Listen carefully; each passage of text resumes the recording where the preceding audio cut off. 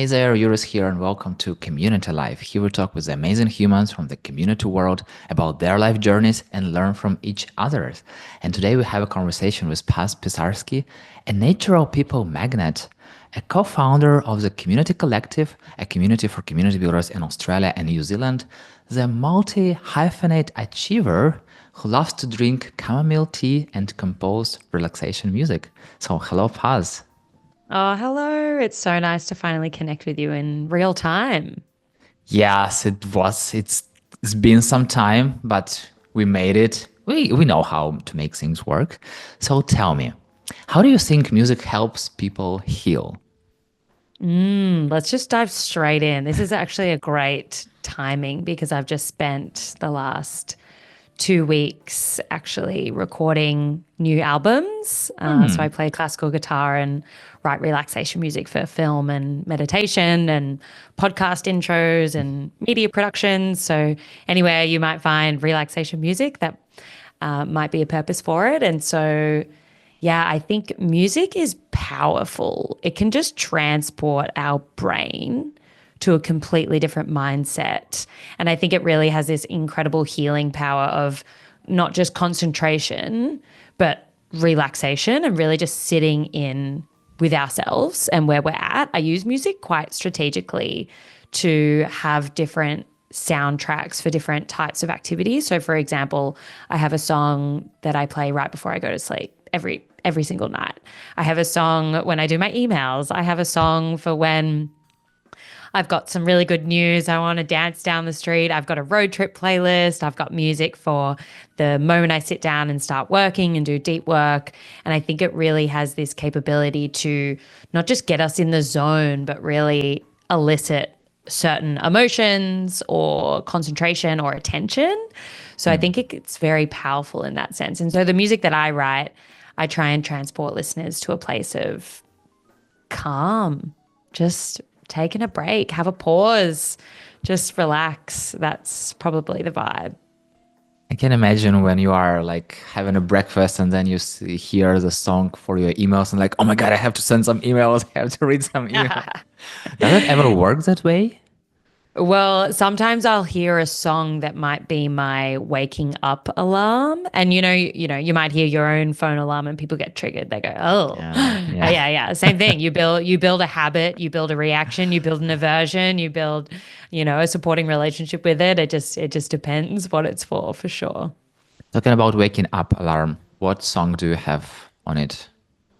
So I download a different track at the start of every year for the alarm for that year. So for example, I actually download nature sounds. So it'll Mm. just be birds or ocean waves. I have this amazing alarm clock that has 6 different functions and it's a light. So half an hour before your alarm, it actually Oh. brightens the Hmm. room and then it plays ocean waves. It's actually the most beautiful way to wake up. I mean, why do we wake up to an alarm?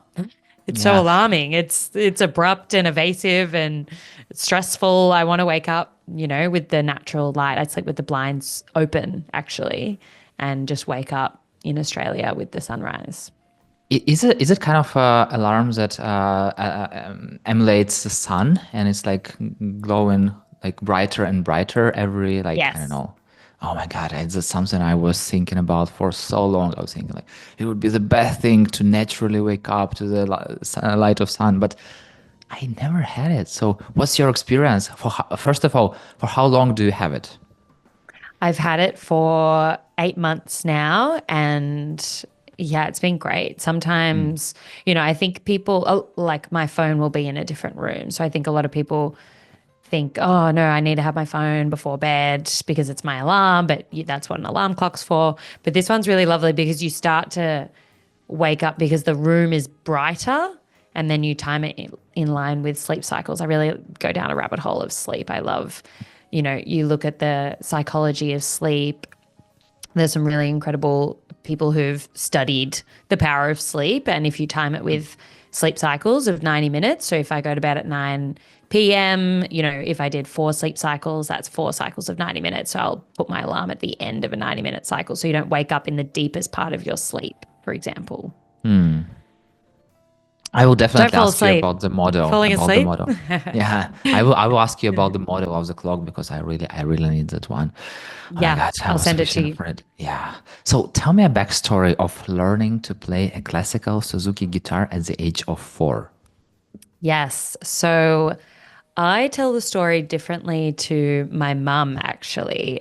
I tell the story that I was 4 and my older brother, started learning guitar. We grew up in Melbourne, a city in Australia. And then when my brother was learning classical guitar, my parents spent all the time with him. He was learning this new instrument. They took him to lessons. They sat down with him and played the guitar. And I actually just felt really jealous and wanted the attention as a 4-year-old Paz. And so then I went to my parents and said, I want to learn guitar because I want to be creative. But really, I just wanted the attention. So then, I thought it was kind of my decision to play guitar and started having lessons. But then when my mum tells this story, she just said, no, I just made you play guitar. It just wasn't the right time when your brother started because he was 2 years older than you. So anyway, I thought it was my choice, but apparently not. Yeah, you never know. You never know. Parents are so parents. But I'm curious, what inspires you to compose music? Yeah, I actually composed the first song ever in its entirety. So basically wrote a song from end to end Mhm. when I was actually really hungover in Madrid. I felt awful one morning. I felt so bad. And this was quite a few years ago. And I woke up and I was just playing guitar and, I had a headache and was just feeling sorry for myself. And I played a song to make me feel better because I trained playing classical Suzuki guitar. So if anyone doesn't know what Suzuki guitar is, it's a method of learning an instrument. So quick backstory, there was a guy called Dr. Suzuki. He was from Japan and he had 2 kids and he moved his whole family to Germany. And his kids just started learning German. They were very young, but they never studied German. But because obviously, when you're a child, you have so much more plasticity in your brain, they just absorb the language without reading it and studying it and having formal classes. And Dr. Suzuki was fascinated by this. And he said, Mm. wow, what if we could learn instruments as if, just in the way that my kids just learn German without ever studying the music notation. So he took this theory back to Japan and then built an entire school called the Suzuki method. And so traditionally, if someone was going to learn a song without the Suzuki method, you might download the music, you might watch a video on YouTube of someone playing the song, and you would play along with it and you try and work it out with the music or the video and play the song. The Suzuki method says, hey, don't get the music right now. Don't look at Mm. a video. Don't get someone to teach you. Listen to this song 100 times a day for 30 days and then pick up the guitar and then pick up the piano, the violin, any instrument. And so what this is, I'm curious, have you ever listened to a song and then you've just kind of started singing the lyrics? Like you haven't printed out the lyrics of Beyonce or maybe like Love Story by Taylor Swift, but somehow you can sing along to the chorus, right? Has that ever happened to you? It's always I have so much lyrics in my mind, and sometimes I'm just starting to listen some melody play, and I'm like, for a song for that I like listened 10 years ago, I'm like, how do I even know these lyrics? It's just in my mind. Yeah. Yeah, exactly. And did you ever print out those lyrics and like study the Yeah, words? No, no. never, never, never, never. Sure. So this is an example of the Suzuki method in practice. It basically says, let's imprint it in our brain so you know the melody. I know what it sounds like. And then when I pick up the guitar, obviously there's a level of bass, knowledge that you need to have of the instrument to Yeah. play guitar. But you are then listening and working it out by ear. I actually just picked up the guitar. You can see I've got a piano and a couple of guitars behind me. I was just playing "Shallow" from "A Star Is Born" that Lady Gaga Mm. features in, and I just started playing it, and I was just like do do do do do do, because the melody. So I started learning, classical guitar, and I digress. So a lot of the music I started learning is like Bach concertos. They're from mid-century. It's a lot of Vivaldi and really, really classical Baroque type music. And so it's not very relaxing when you're really hungover. It's very technical. It's very intense. So I started writing music that was more relaxing and melodic and repetitive, and it's designed to be forgotten.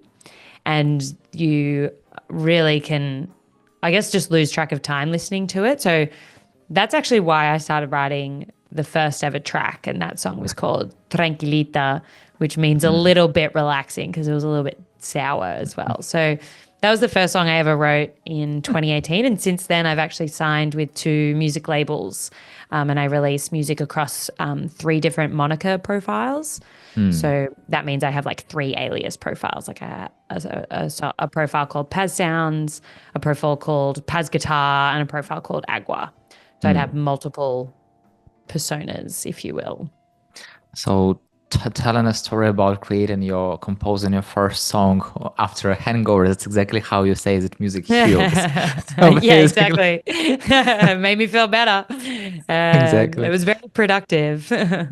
How did you feel while performing in the Sydney Opera House? Yeah, that's a great. You've done your research. I played in an ensemble in the Sydney Opera House. So the Opera House, iconic venue in Australia, and it's just so well known for actually more so the architecture of the building than the Yeah. acoustics inside the hall itself. But it was such a beautiful experience. We were quite young, my brother and we were playing in a guitar ensemble, and we actually needed to raise money to even go on this trip to Sydney. And so my brother and I busked at the local market, and we would go down every Saturday morning, and we'd have this sign in our guitar cases saying, "We're saving up so we could road trip to the Sydney Opera House to play with our guitar ensemble." And we would open up our case, and we hadn't even started playing guitar, and people would just put money in there. They just were so supportive, and we raised enough money to pay for petrol. And we drove to Sydney as a family, and yeah, we played in the Opera House. There was just these series of beautiful concerts, and this was through the Suzuki guitar community. So that was, yeah, definitely such a iconic moment. How old was you back then? How old were we? I think I was about 14 or 15. Very young. Yeah, it was decades ago. So that was yeah, when every year the Suzuki community has an international convention, and Australia was hosting that year. And 2 years after, it was then Japan.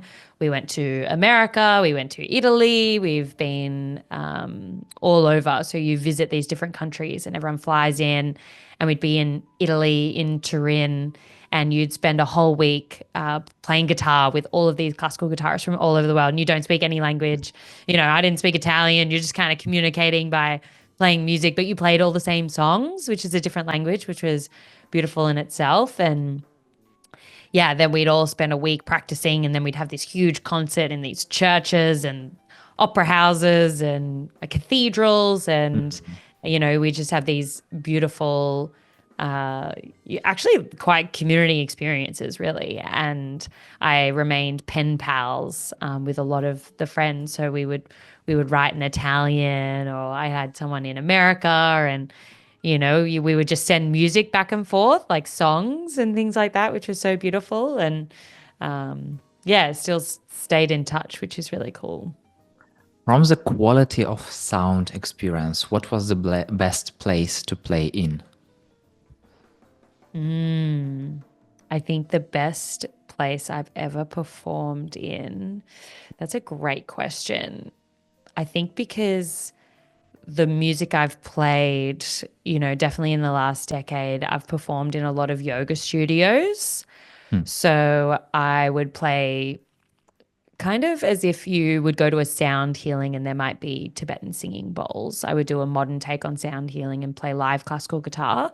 And I go out and I record all the nature sounds when I travel. So I've just spent a week hiking in Wilson's Prom, a beautiful national park in Victoria, Australia. And we spent 4 days overnight hiking. And so I take a recorder and I go out and I record the birds, ocean waves, waterfalls, rivers, fire crackling, hiking footsteps, just really ambient sounds. And then when I go into a yoga studio and perform live, I might be in partnership with a yoga teacher who's teaching yin. or we just put them in shavasana and everyone just lies down for 60 minutes and they have a deep listening experience. And I think that's probably the most beautiful place to play in, because everyone is so deeply listening and attentive Mm. to your music. It's not as if you're at a market or you're at a pub. I've played at weddings, which are also very special, but having a room of people lying down and deeply listening for 60 minutes, like every note you play is just hanging on the sound. And it's just a very, yeah, personal type experience. I mean, I did play guitar as my friend walked down the aisle in Spain at her wedding in Marbella, which was just, memorable and so special and so meaningful, and learnt Can't Help Falling in Love by Elvis Presley for her. So that just holds a special place in my heart when it's obviously being of service. Did you have some tears while doing that? You got to keep it pretty professiontional. So when I'm Okay, playing, I'm okay. I'm playing. I'm in guitar mode. I'm memorizing. I'm performing. Definitely afterwards. You're like, oh, but yeah, it's definitely staying focused. There's nothing worse if the guitarist is like bawling their eyes out and not playing the song. Okay, so let's start from the beginning. Tell me about your parents. Who are they? Yeah, so I come from a family of really ambitious risk takers who Mm. have all started their own businesses. So my dad was a private investigator and he started his own company for 40 years. And, he literally left high school and was originally born in England, and his family migrated over to Australia when he was about 5 years old. And so he grew up in Melbourne, didn't really study anything in particular, was in between jobs, and his friend opened a law firm and asked if he wanted to go in on this business to do private investigations for a lot of the legal contracts and cases that they would get. And so my dad said, sure, and ran this business and ran it for about 40 years. He had a team of about 20 people. And I distinctly remember being in school, and because my mum also ran her own company, she was a physiotherapist by trade, and then built a course and training program and ran workshops to train other physiotherapists with a behavioral health change model. So if you go to the physio, they'll give you, a range of exercises. Her job was to ensure that physios gave the right instructions so that people would actually do what they say they would do.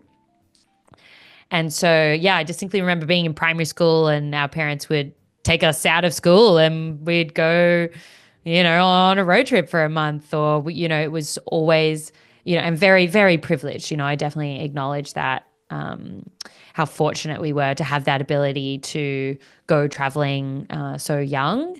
And we would, have these experiences where both our parents had the flexibility and they were their own bosses. And if they wanted to do something, or we had family that we wanted to meet up with that was really important to us, we would go do that and have, I guess, free range. So I have an older brother as well, and he also has opened and started various different companies. He ran a music festival once. He had a videography business, and it's always our whole family was at this music festival, like running this event once. Like mum was at the info tent, dad was on construction, brother was running, and I was playing guitar and taking photos and things like that. So yeah, it's definitely been a very supportive environment for just having a go, I would say, and just going all in.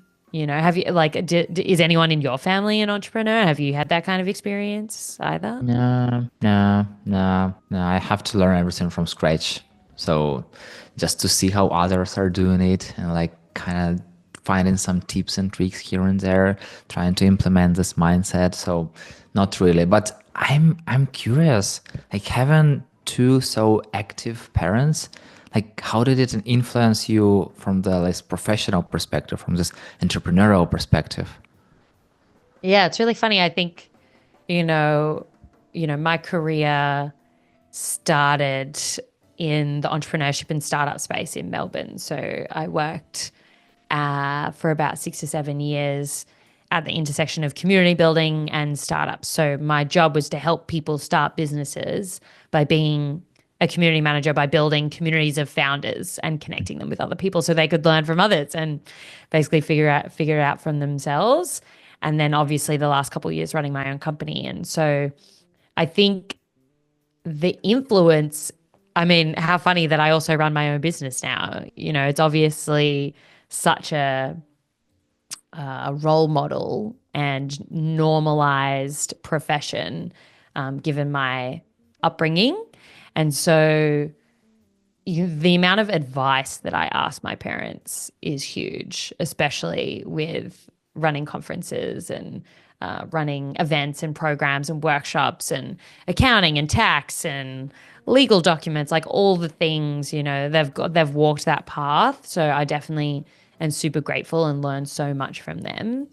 And, you know, even when I was helping other people start businesses, that in itself was a huge learning curve, and there would just be so many crazy stories. I mean, I was running a founder community in 2020, and Melbourne was one of the most locked down cities in the world. We did hundreds of days of stage 4 lockdown, and so we had this community of thousands of founders in Melbourne that were either shutting up shop, they were shutting their business, or they were opening new ones because it was going so well and the demand was so much and they couldn't keep up with it. And so that whole period there was just so many different stories and situations that we just learned from and either just like grew from. But for sure it's not a coincidence that a lot of my family have run their own companies, and I find myself in a similar situation today. Sounds like you have really, really good relationships with your parents and trusted, and you are asking them so many things. So I'm curious, is there anything you do not ever tell to your parents? Yeah, I think it's a interesting question. I mean, you know, one of the values that I have is transparency and fairness. So, you know, I would always go to my parents for different things.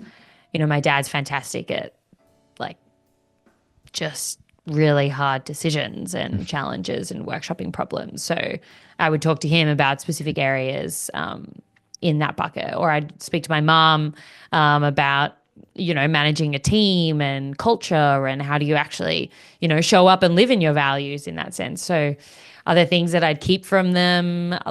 Not from the perspective of lying.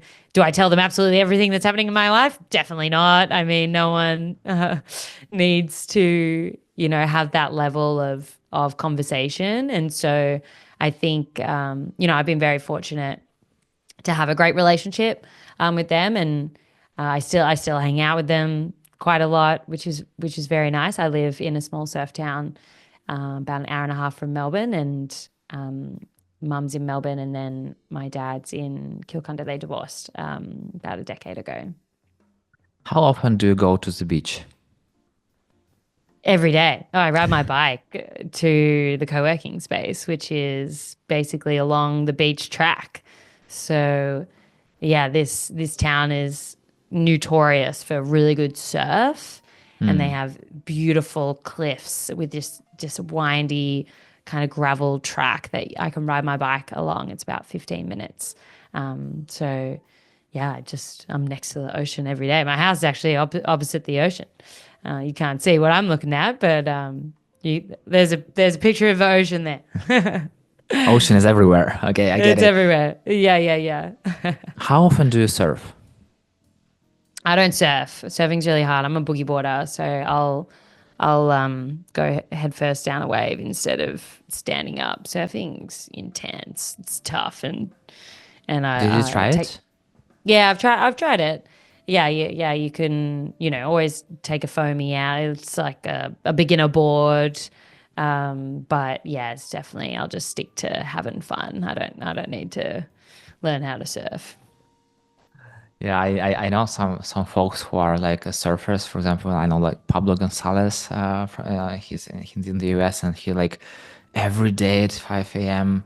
he were down there and surfing and meeting people, and like I don't remember, but we have had this conversation somewhere at like 7 a.m. or something like that his time, and he was like, "Yeah, I just came back from the beach. I was surfing there." So I was like, "Oh, okay, sounds nice." And he was like, so for him it was like very fun and like very, very interesting experience. So I'm curious, do you want to learn surfing No. somewhere in the, okay, get it. No, I'm very happy with I've got my water sport of choice, and I've been doing that since I was very young. So if the waves are good, I'll just want to go out and have fun. I don't need to start from a beginner again and fall off all the time. Do you surf? What Is is your that favorite? something? Do you want to Yeah, surf? Is that your I dream? No. not really. I don't even know how it feels like because every time that I went to sea, I've never been to the ocean. I mostly like to some seas, but it was always like kind of calmish, I would say. So it's not like you can surf, but I've been snowboarding, so I feel like it's pretty much similar experience. Uh, Not the same, but might be similar. So yeah, I would try. I would try for sure. So maybe one day Mm, somewhere when I see good waves and yeah. yeah, who knows? Maybe even in Come visit Australia. Australia. Yeah, Yeah, yeah. Come exactly. visit I was. Australia. So tell me, what is your favorite cake? I'm really not a sweet tooth. I don't gravitate towards sweets, so cake doesn't do it for me. But one thing, my grandma taught my mum a recipe, and then my mum taught me, and we've been making this specific dessert at Christmas, every birthday. It's like the one thing we make and the one thing we eat, and it's a pavlova. And it's like a meringue, and you put like cream and passion fruit and strawberries on it. But of course, when I make it, it's a pavlova, so it's a really biased dessert.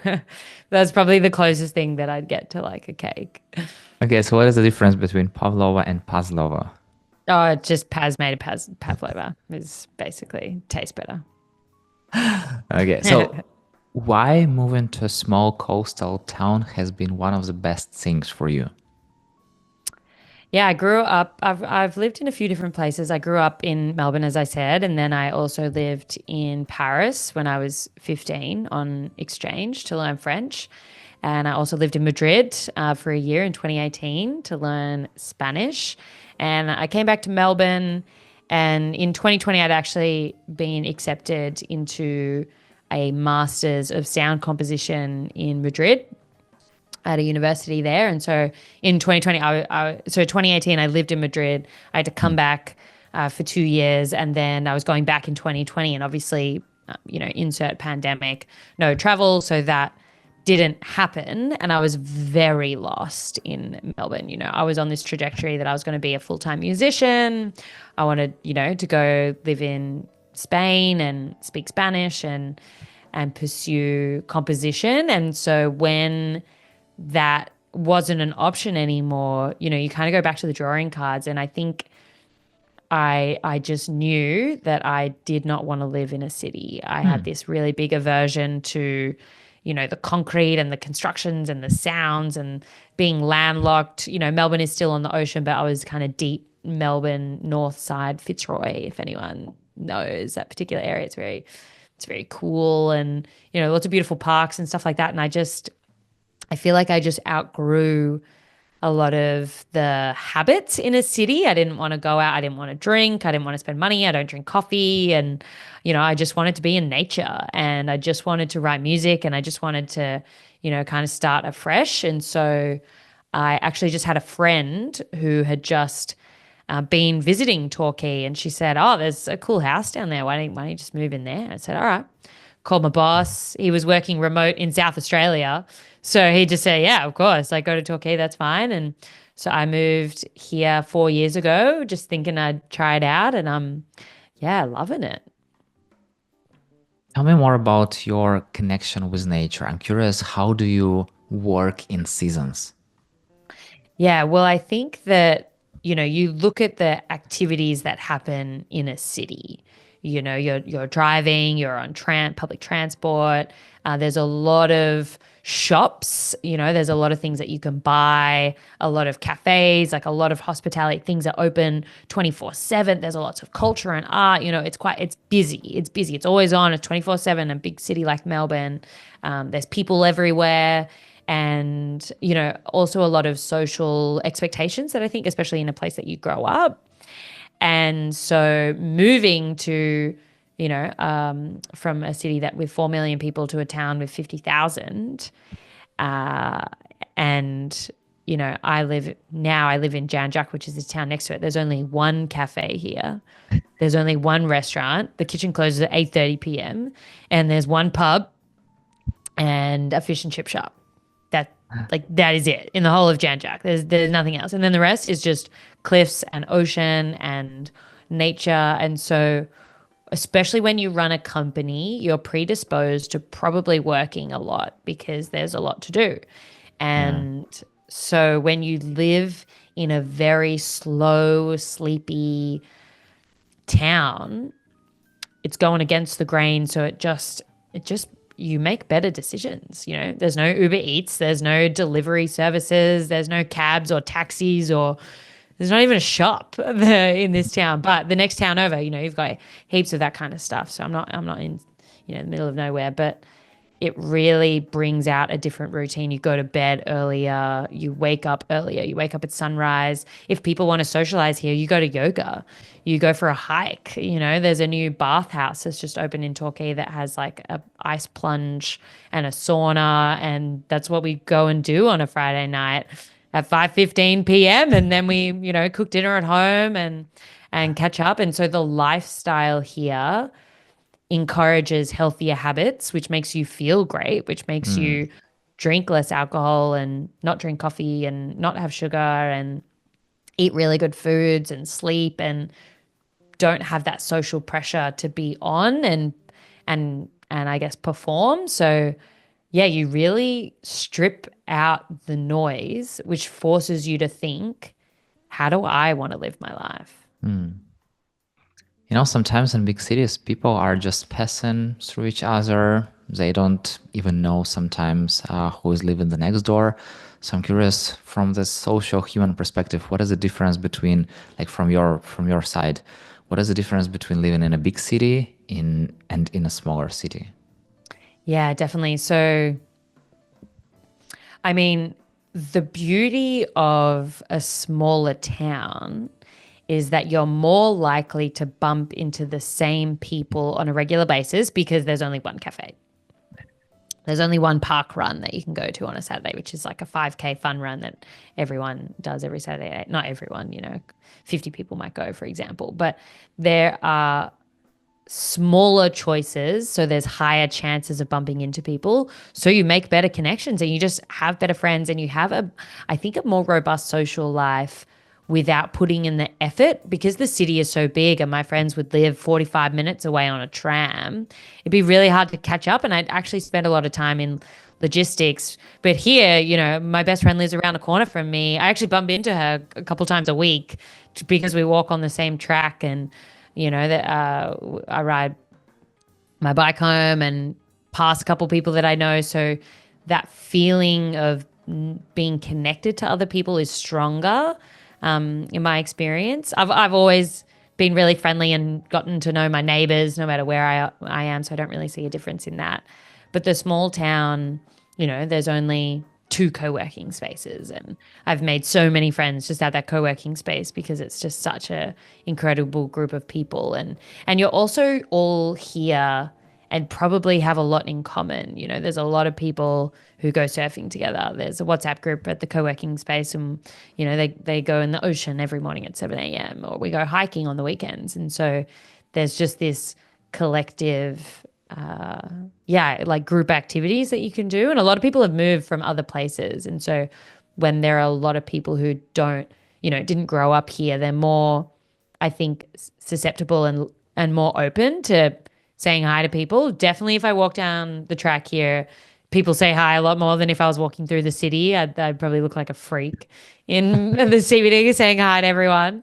Like, who is this person? Oh my God, what she's doing? Yeah, Like, what's she trying to sell to me? What's yeah, going on there? exactly. Yeah. I'd be a weirdo for sure. So, I think that element is really prominent. But yeah, I just couldn't live in a city again. I'd love to visit. It's a train ride there, and I can go in and go to a big event, catch up with friends and family. All my family still live around there, so that's and they come stay down here. Now they got a beach house, so that's perfect for them. How did you feel when you met your clone on Instagram who was working on crypto projects? You mean like the scams on Instagram when people make like fake pages? Oh, that happens all the time. It's so annoying. I just get DMs from people and text messages being like, "Oh, Paz, are you trying to sell me crypto?" I'm like, "Oh, definitely not. Please ban." I mean, they're really smart because they block you and they Hmm. copy all your photos and all your bio and everything, and then so you can't ever search their profile or find them. So you have to get all these other people to report them and shut them down and stuff like that. But none of them have hacked my account. That's like the worst one.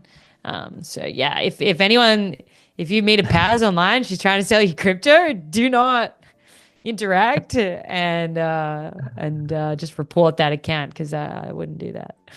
My God, I had this crazy story when I was connected with someone on Facebook, and I definitely, it was not like a really close friend, but a person that I know like really good, and we had conversations here and there. And once his account was hacked, and I saw this crazy advertisement, like sales of like Nike or Adidas or something like that, and like super small prices and whatever. And I was like, oh, okay, this is a person. I know this person. It's my friend. If he's sharing it, yeah, it's a real deal. So I went to Yeah. the website. I was like, oh my God, it's like this, like everything like for $20. Oh, I'm buying three pairs. And I didn't do any research.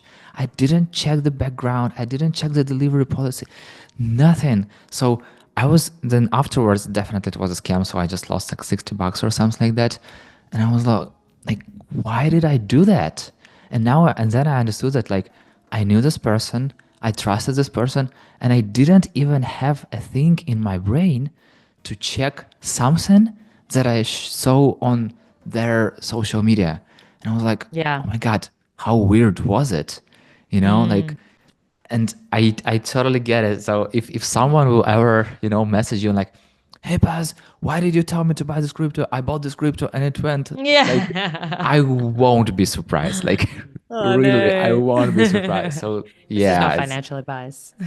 this is no, yeah, never placed like this disclaimer. But how? Yeah. Well, I mean, it's a lesson for we buy from people we trust. That's why referrals are so strong. That's why, you really think about even the lamp. You really want that link to the lamp that I have, and you'll probably order it, and it's amazing, and Yeah, and it's yeah. trust, and I've already done the research, and it's great. Like But yeah, my watch. Like I have this Polar watch, and how did I get it? I saw it of someone of my friends. I was like, oh, I need this. But they had orange, and I have yellow. But the idea yeah, is, yeah, that's how it works. So definitely, orange, please good color. send me a link afterwards to the lamp. Uh, so, how do you feel when creating something from scratch? It's probably my favorite thing. I love going from 0 to 1, taking nothing and turning it into something. And the reason is because I love the challenge. I love the thrill of trying to work something out, the problem solving. There's a lot of strategy behind that and creating something scratch. Usually the motive of something that I would do would be to serve someone else. So even if I was writing a song from scratch, I'm going to have that purpose of making it a beautiful song that someone can have a great listening experience to. Or if I'm building a new program at the community collective from scratch, it's so cool designing that. I'm in flow. I'm really in flow. It just lights my soul on fire when I get to design. I have notebooks. I have stacks of actual tangible paper notebooks. I've got this huge box out the back just with hundreds of notebooks that I've kept since I was 5. And so many of them, I remember flicking through this journal and, I remember early sketches of the community collective, and it was like, oh, it'll be this membership model, and there'll be, courses and recruitment. It'll be $20 a month, and we'll help people, and it'll just be in Melbourne. And I would draw out business models and weekly topics and resources and things like that. And then looking back at that and going, oh, wow, like previous Paz was onto something. And seeing where it is now, it's so fulfilling. And sometimes it doesn't work, but that's fine. It's not failure. You're just learning. So you talked about 0 to 1 and like learning, not failure, learning. But how do you feel when you, for example, go not from 0 to 1, but from 0 to 0.9? Well, I think it depends what it is, but if you go from 0 to 0.9, well, you got one more step to take. So you just got to figure out what that is. And so my proposition around that is I surround myself with people who have successfully not just gone from 0 to 1, but they've gone from 0 to 1 million. The limit actually doesn't exist. They're just still on that Yeah. path. And so finding those people to learn from has been, yeah, one of the most enjoying, I guess, paths that I've gone down, but also just so helpful. Do you still want to get a Dalmatian one day? Yeah, we had 3 Dalmatians growing up. They're a type of dog. Yeah, 101 Dalmatians. I mean, everyone, if you the beautiful white dogs with lots of spots. We had a dog called Wilson. He was the best.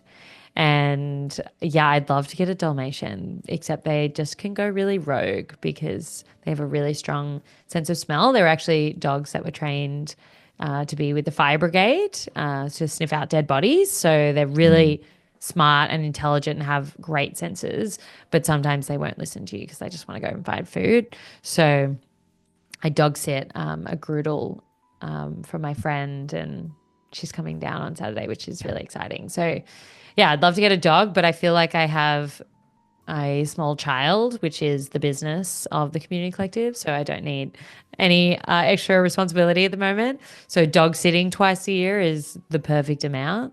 But yeah, if I did get a dog, I would strongly consider a Dalmatian. Why Dalmatian? Well, I think it's so nostalgic, right? I mean, you grow up being used to something as a child. And I distinctly remember when we went to go and choose a puppy, and we drove about an hour and a half, and I wanted this really big, ugly dog that had this huge forehead. It was not Wilson. And my whole family were just saying, no, that's definitely not the one. What about this cute puppy that was called Lucky? And I was just, we drive to this pie shop and we ended up getting Lucky, and I was so sad. And I was like, what about Wilson? The other deformed dog. And then my family said, you can name the new dog Lucky. And I was like, let's call it Wilson because I felt bad for the other one. So, I feel like I need to find my own Wilson and give the deformed dog a second chance. Got it. So, what vegetables are you growing in your garden? Yeah, well, I mean, it's summer here in Australia. We have summer, we've just had Christmas, we've just had New Year's, we've been at the beach. And so a lot of vegetables that grow really well this time of year. We've got lots of lettuce, spring onion, we've got heaps of tomatoes and kale, which is always nice, lots of herbs. We moved house about 2 months ago, so we had to take all of our veggie patches with us, like the planter boxes. We didn't dig up the ground. That would be really intense. And yeah, gardening is definitely one of those things that just brings me a lot of calm. I'm very present and not thinking about a lot of other things at that point. And it's just so cool when you get to make salad and you've grown everything yourself. Do you listen to music while being in the garden? I'd listen to a podcast probably. I would be learning for sure. But yeah, I probably should have a gardening playlist, right? Just in case, what podcasts are you listening to? I listen to a lot of The School of Greatness with Lewis Howes. He has some incredible guests, and he himself is really incredible. I listen to a lot of Alison Rice. She's an Australian founder in Sydney called Offline. And then I also love listening to the Tim Ferriss show. My absolute dream is to interview Tim Ferriss. And yeah, I've read a lot of his books, and he just interviewed Derek Sivers, who's just an incredible human that lives in New Zealand, and he's written some amazing books. So that conversation was just amazing. Have you ever reached out to Tim? Not yet. Okay. Yeah, I bet you All have right, you him know him? interview.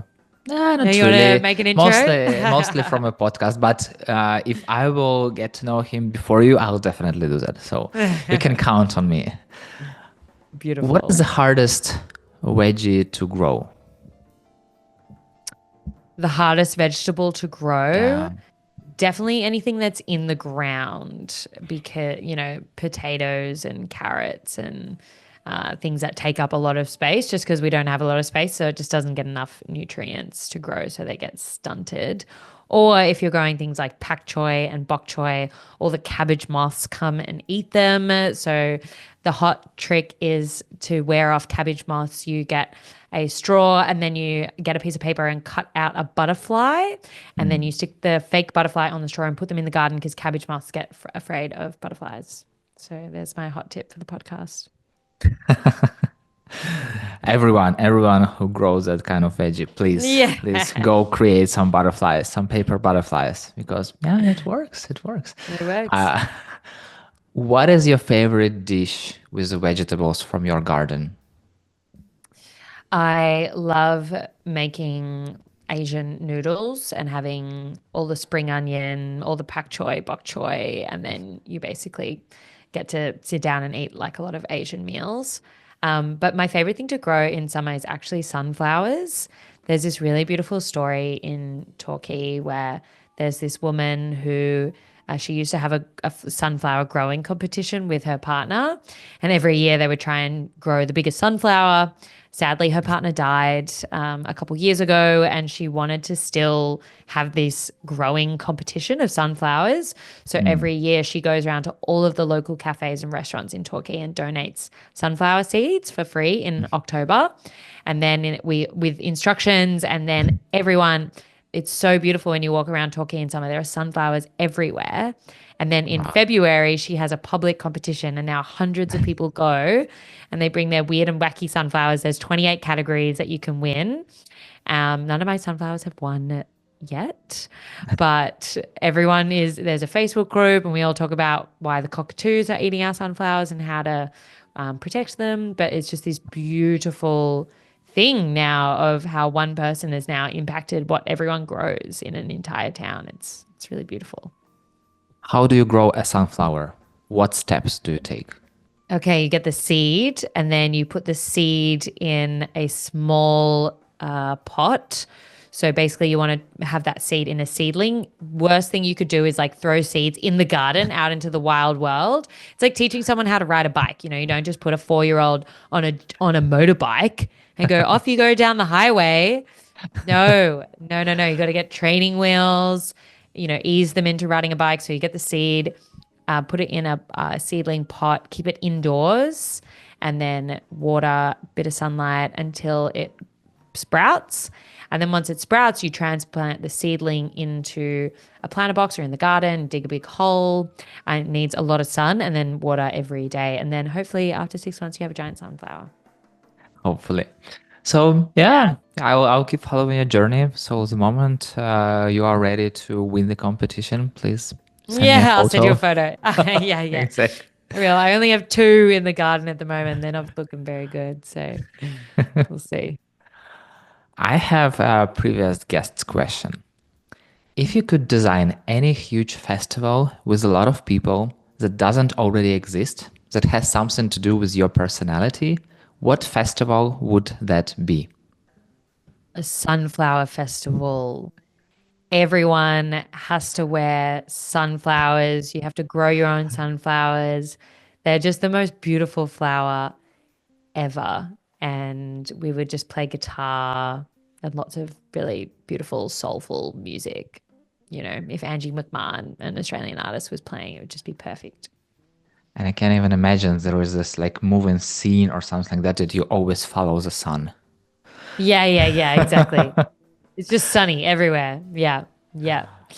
You know, Paz, I wish to have the sky is the limit to our conversation, but time is the limit. So let's jump to the rapid fire questions. Of So, course. hot chai latte or chamomile tea? Oat chai latte for sure. Filling up a cup or a glass? A glass. What are your favorite color and song? My favorite color is burnt orange. My favorite song is Time by Hans Zimmer at the moment from Inception. It's a soundtrack from the movie. If you were a superhero, what superpower would you have? To give other people unlimited wishes. Like a genie, but genie has just three. Yeah, Yeah, yeah. Like an unlimited genie. unlimited genie. Yeah, Who do yeah. you learn from? Who do you learn from? Name just one person.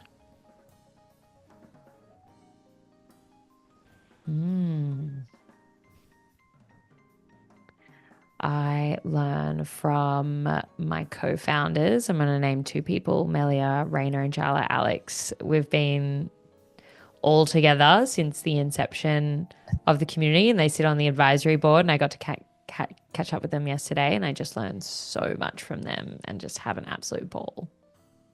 Name two people whom I should definitely reach out to and have this conversation with.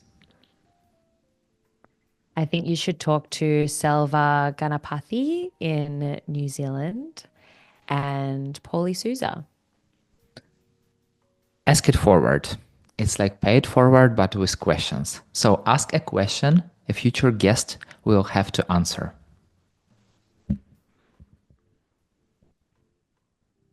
In 10 years, if we sat down and had the same conversation and your life turned out to be everything that you wanted it to be, where would you be?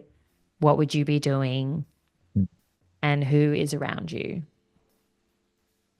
Is there one question that I definitely should have asked you, but didn't?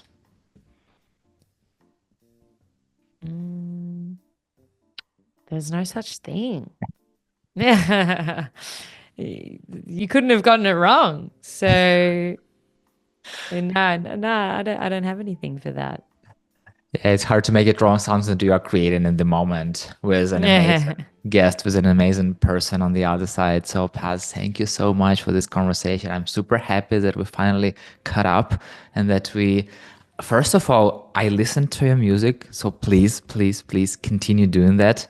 It's really great and calm, and I'm still listening to it from time to time when I want to really relax. And I really love how you add the sound of nature inside. And also, you're a great community professional. Please continue doing what you do. And Yeah. because of this conversation, you've just gave me a small window to look inside your personal life. And like, yeah, I can't wait to go to this sunflower festival and Yeah. meet you there. So thank you so much for this conversation. Yeah, we'll both try and go surfing and eat pavlova. It'll be fantastic. Yeah. Exactly, exactly. Thank Yeah. you very Thank much, you so Paz. much for having me. I can't wait to catch up at the Sunflower Festival and hear the next guest's answer to the 10-year vision. Exactly. And yeah, see you in the community world.